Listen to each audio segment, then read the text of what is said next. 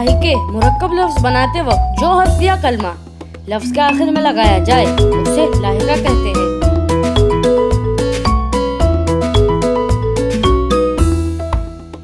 खुदा परस्त, बुत परस्त, मजहब परस्त, हुस्न परस्त, फिरका परस्त, मफाद परस्त, मौका परस्त,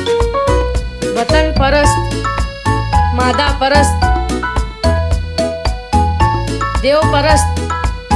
आतिश परस्त, कौम परस्त,